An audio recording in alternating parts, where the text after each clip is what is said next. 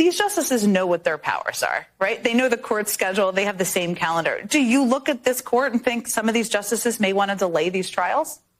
Well, yeah. I mean, I think if you don't believe that, you're too innocent to be let out of the house by yourself. U.S. Supreme Court just released its decision in a huge election case out of Colorado. It is a big win for former President Donald Trump. Donald Trump has been restored to all presidential primary ballots.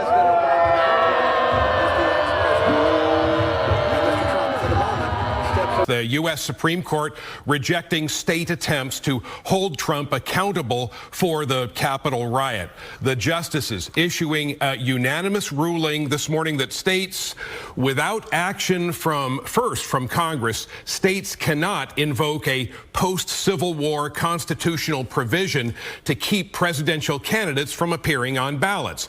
The court's move ends efforts in Colorado, Maine, Illinois, and elsewhere to kick Trump off the ballot. A rare moment of unanimity on a usually divided court. All 9 justices of the Supreme Court agree that states cannot kick candidates off the ballot under the 14th Amendment. That clause which you mentioned, which passed after the Civil War, held that people who had sworn an oath to uphold the Constitution and then engaged in insurrection are banned from holding federal office further.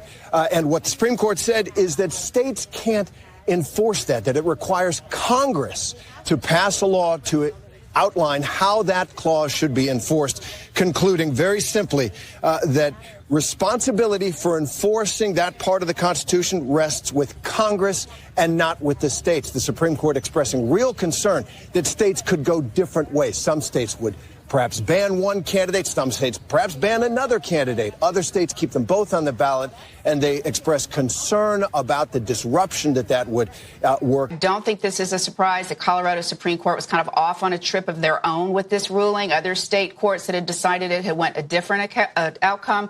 So here we are. The decision now unanimous in agreement that Trump's arguments will carry the day. He cannot be disqualified from state ballots. Frankly, they work very quickly on something that will be spoken about 100 years from now and 200 years from now. Extremely important. Essentially, you cannot take somebody out of a race because an opponent would like to have it that way. And it has nothing to do with the fact that it's the leading candidate, whether it was the leading candidate or a candidate that was well down on the totem pole. You cannot take somebody out of a race. The voters can take the person out of the race very quickly, but a court shouldn't be doing that, and the Supreme Court saw that very well. Let's move to our team now. Jonathan Turley, you are first up to react to this now, sir. How do you hear it? Well, I've just been reading the opinion. It's obviously sweeping.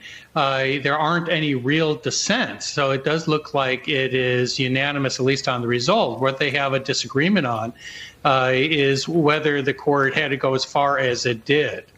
Now, the most practical result of this is that the voters will be able to vote for the candidate that they prefer. This was a critical moment for this court in history.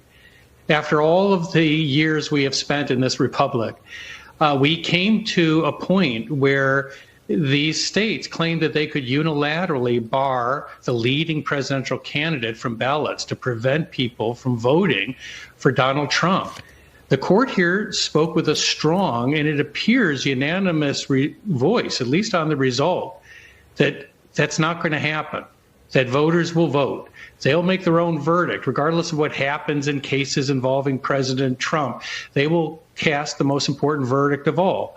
They will vote for the next president of the United States. I think it's a great ruling, of course. I love the fact that it's unanimous. You know, many of us have been saying that we expected a unanimous ruling because the law was so clear on this issue.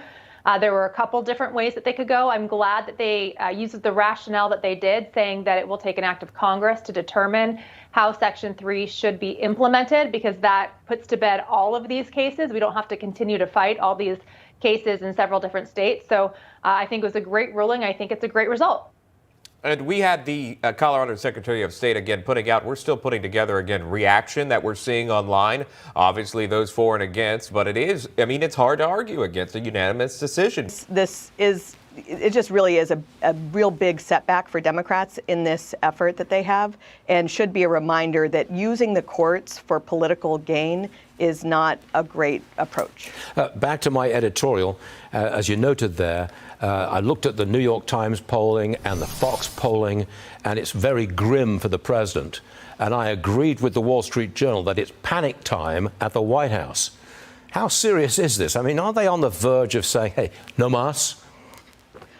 Well, the problem for Democrats, it is true that people do find President Biden to be very old, but the big problem is they wouldn't care about it if they liked how the country was being run. Nobody really thinks President Biden is running things anyway. So if they liked the policies, they would be willing to have him continue as a figurehead. The problem for Democrats is that it's a difficult difficult problem to overcome, because even if they replace him with someone else, it's not like Gavin Newsom is going to have better policies when it comes to the border or crime or the economy.